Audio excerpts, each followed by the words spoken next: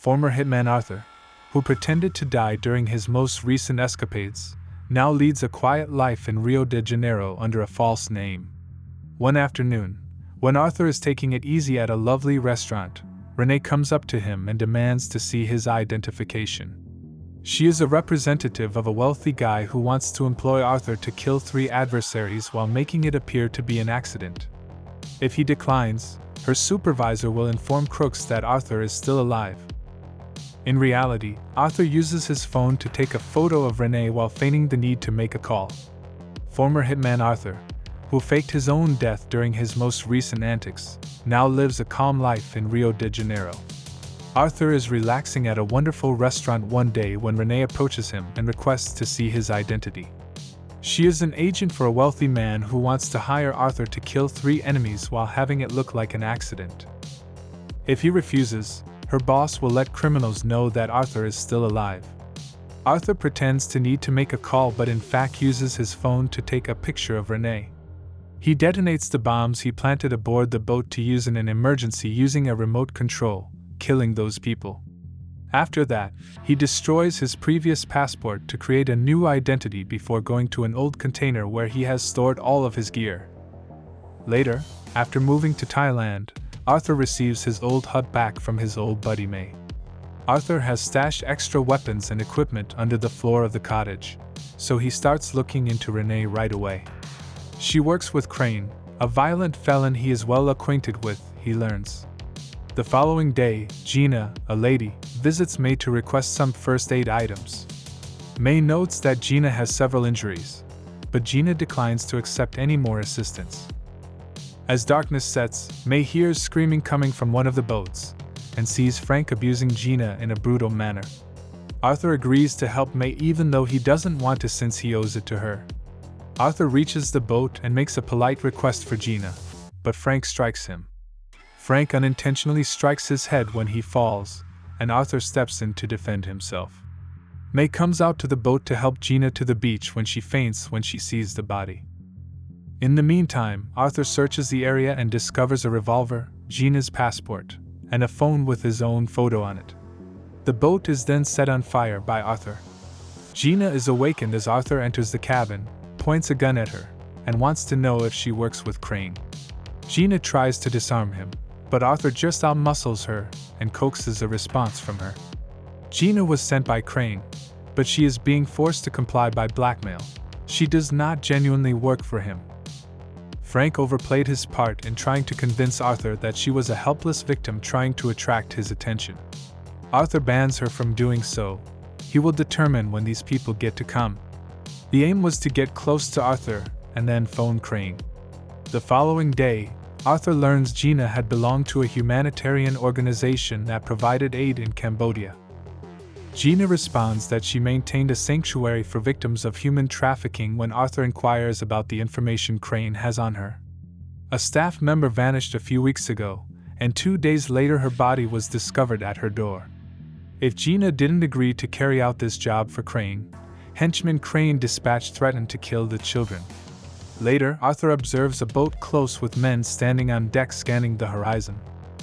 Since they were undoubtedly dispatched by Crane, Arthur walks hand in hand with Gina to give the impression that her mission is succeeding. Arthur and Gina end up having a great time together when May recognizes this and connects the two of them at the party she is holding using some ancient Thai customs. Gina apologizes to Arthur for putting him in this situation later that night. Arthur argues that he can relate because he, too, was an orphan. Crane was present when he was sold to a mobster who trained juvenile warriors. Arthur believes they held Crane responsible for his failure to escape while he did, and as a result, he is seeking retaliation. Following a kiss, Gina and Arthur spend the night together. After that, Arthur assures Gina that everything has been set up for her to go without putting the children in danger. He won't commit the murders Crane wants him to. Instead, he will just kill Crane. In addition, Arthur gives Gina his father's watch, which is all he remembers of him. A bunch of police officers show up at the beach the following morning, but Gina knows one of them as Crane's guy. Arthur starts to repel them, but while he is occupied, the men capture Gina, forcing Arthur to agree to a meeting with Crane. A short while later, Crane demands that Arthur carry out 3 killings for him, while making them appear to be accidents if he wants Gina back. The first is Krill, who is now detained in a Malaysian prison and is the most well-known guns dealer in Africa. In order for them to find him after the kill, Crane also offers him a tablet that he must ingest. Gina is kept concealed in one of Crane's several boats, while Arthur is at work. It is hard to get into the jail since it is perched on top of a cliff and encircled by shark-infested waters, so Arthur flies to Malaysia and starts investigating it there. Arthur purchases some potent explosives that he disguises as chewing gum, some shark repellent that he places in a skincare container, and a capsule that he conceals inside a cigarette. Finally, he creates a bogus ID and assumes the identity of a notorious wanted criminal. As soon as Arthur starts to wander the Malaysian streets, he is apprehended and taken into custody. The receptionist at the prison doesn't think anything strange of his possessions and lets them retain them. For the first several days, Arthur relaxes and chats with other inmates to find out more about his intended victim. Since many people desire to murder him, Krill always has his soldiers in pursuit of him. Even though he is imprisoned, Krill still runs the show from here and is the actual boss of the facility. During lunch, Arthur sees 2 convicts trade knives, and he purposefully stumbles into them to grab the knife covertly. Later, one of Krill's old associates attempts to murder Krill in retaliation, but Arthur intervenes and murders him with the knife. Arthur accepts Krill's invitation to supper only if he agrees to leave his men outside after being deeply pleased. Unexpectedly, Krill agrees to his requirements. That evening, Arthur is brought from his cell to visit Krill in his personal hut. Arthur tries to give Krill a job, but as soon as the man turns back, Arthur leaps on him and strangles him to death. Then, to make it appear as though Krill took his own life, he mixes the snake venom Krill used in his rituals with his real beverage. The guards outside are growing uneasy, but Arthur positions the body in a position of prayer to give the impression that the reason for the stillness is religious. After that, Arthur uses the explosive gum to create a hole in a jail wall. Before the police can apprehend him, he takes the medication, douses himself in the shark repellent, and dives into the ocean. In a fishing boat, Crane's men are waiting for him, allowing Arthur to make a successful getaway. In order to demonstrate to Arthur that Gina is okay, Crane places a video chat to Adrian Cook, an Australian human trafficker. Cook is Crane's second target. A few days later, Arthur is still looking into his subject. He discovers that Cook has a cantilever pool that hovers above the streets in addition to an impregnable penthouse room. After hiring a helicopter to take aerial photos of the structure, Arthur poses as someone who is interested in renting an apartment close to Cook's. Arthur phones her phone to divert her while the realtor shows him around, and he snaps images of the apartment keys to create a replica. Last but not least, he employs hazardous chemicals to construct a tiny but effective explosion that can shatter glass and make it appear as though it did so under pressure. A few days later, Arthur enters the building under the guise of a technician in order to avoid detection. He then uses the duplicate key to enter the unit.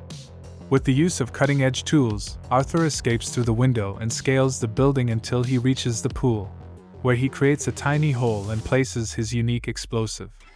Cook can see Arthur while swimming, but the glass begins to fracture before he can alert the guards. Cook is killed as the swimming pool collapses as Arthur flees and slides down the structure to reach his flat. When Crane learns of Cook's passing through the news, he tells his troops to prepare for the next video conference. They force Gina to sit next to a window that just so happens to display the boat's hull number, so Gina shifts the camera to place the window in the frame. To get Arthur's attention as the call begins, Gina lifts her hand and holds up the watch. The henchman cuts off the connection as soon as he realizes, but Arthur is able to obtain the number and use it to locate the boat. Later, Arthur commands a chopper to pursue Crane's boat, and he dives into the ocean carrying a bag of specialized gear. Arthur slips onto the boat, stows the sack underneath, and starts killing every man he encounters. Unfortunately, he is seen, and Gina is removed from the room while Arthur engages a group of criminals in hand-to-hand combat. She attempts to protect herself, but her fundamental abilities are insufficient, so she is placed in a helicopter. Arthur climbs up on one of the security personnel and uses him as a shield as he throws his grenade towards the pursuing gangsters. Sadly, additional men show up and tase him to get him to surrender. Later, Gina and Arthur are transferred to a different boat, where Crane admits that he knew Arthur would attempt to kill himself since he can't stop it, but he must still carry out the third death. Following Crane's departure, Arthur assaults the security personnel rather than allowing them to properly remove him. His equipment, which includes an oxygen tank and a tiny engine that enable him to safely escape, are then recovered when he dives into the ocean. A few days later, when Arthur is in Bulgaria, he learns the identity of the most recent victim, an American armaments trader named Max Adams. After conducting some study, Arthur discovers that Adams stores submarines equipped with intercontinental ballistic missiles in a stronghold with maximum security. He also understands that these killings are Crane's attempt to eliminate all of his rivals in the weapons trade, which gives him second thoughts. Later, Arthur slips onto the top of a hospital to hide in the rescue helicopter before firing at one of Adams' guards from a distance. While everyone is preoccupied, Arthur is able to enter Adams' fortress while the pilot flies there to check on the fallen soldier. He sets up a jammer inside to disable the security cameras before starting to kill any guards he comes across. Adams is led to his panic room by the henchmen as the building is soon placed on notice. Arthur delays them by causing the elevator to break down. When Adams finally enters his room, Arthur is already there and ready for him. But instead of firing, Arthur offers to team up with Adams to take down Crane. Adams' self-deception serves as the basis of Arthur's scheme.